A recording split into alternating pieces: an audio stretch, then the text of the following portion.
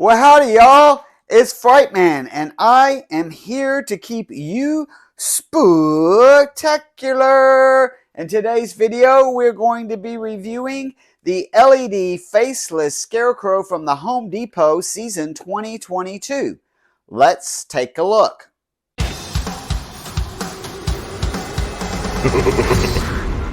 So, a few words before we get to the build of this fine gentleman.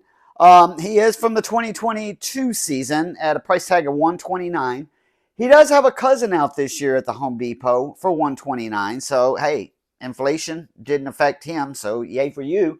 His cousin has a little bit different clothing going on, and his eyes light up green. I kind of like this one better, but if I didn't have this one, I'd go ahead and get his cousin.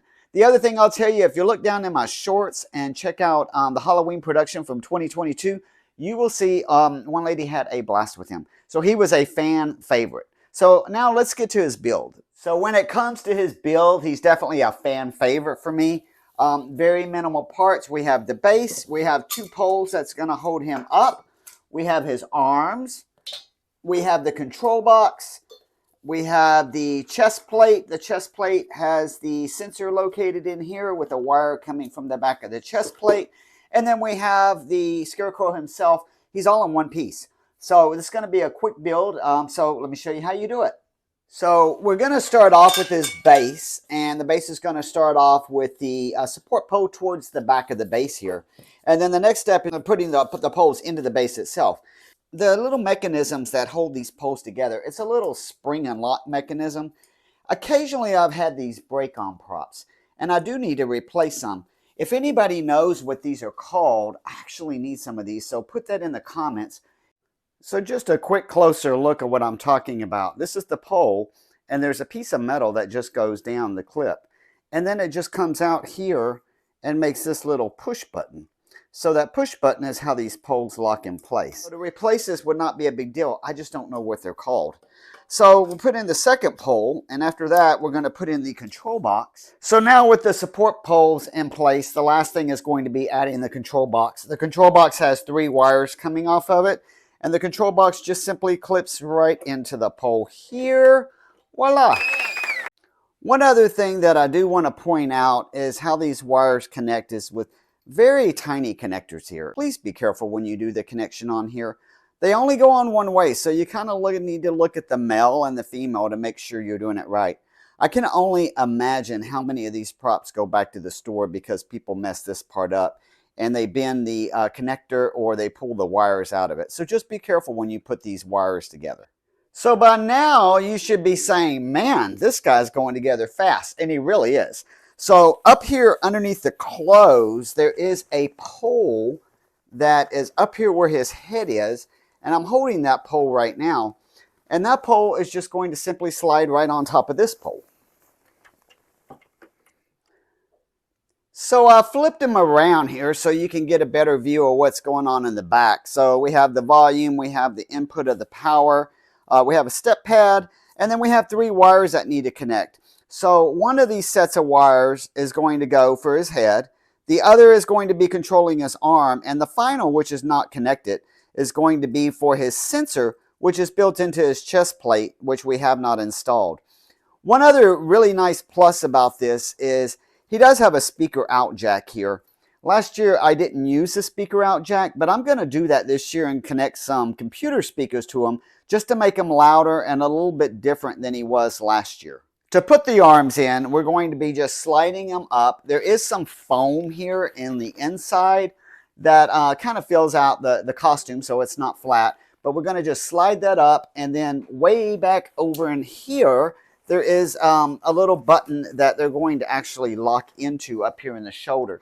I don't really need to see it. It'll be something that I'll just be doing by touch, but it's just going to slide on, and then the little button's going to pop into the hole. I've flipped him back around so we can go ahead and put his chest piece on. Now with the chest plate being really simple to install, we're going to go ahead and actually just show you that in motion.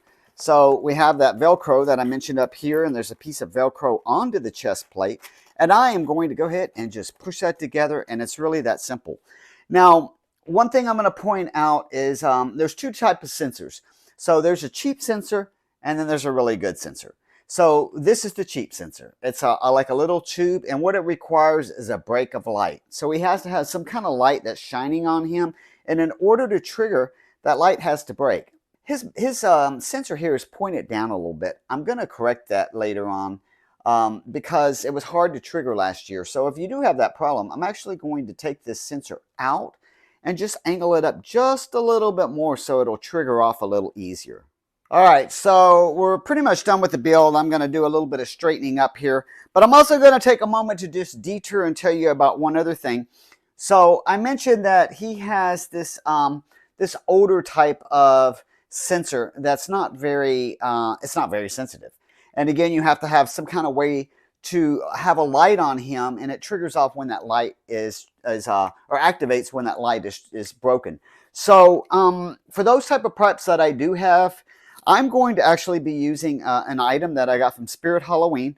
So this is a control box. This is a remote control. The remote control has 4 buttons, and the package comes with 4 remotes. This is going to plug into the sensor pad on the back of his control box. So what that does is that allows me to be able to just push a button and trigger it off that way. If you're familiar with the sensor pad, when you go to the store and you see these guys, there's usually a pad that says step here or whatever, and you know, people go up and they push it. I do not do that with Halloween. That's silly. It's great for the stores and great for the demo, but I don't know why you would want to do that at Halloween.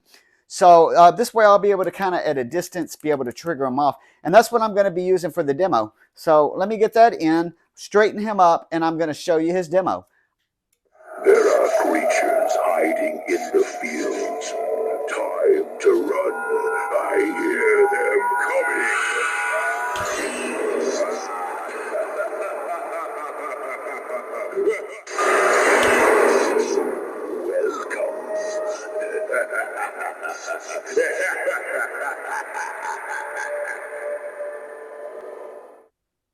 So all in all, he's a really cool prop. Another cool prop is Lethal Lily, which I just did a review on, and I'm putting her somewhere over here.